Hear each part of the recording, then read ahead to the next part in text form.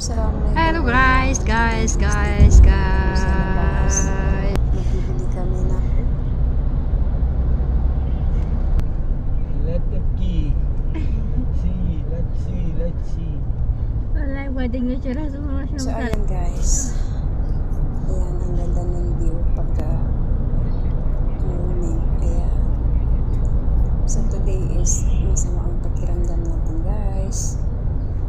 So ayan, diba ang ganda ng view. Ayan, malapit na kami yan sa bahay.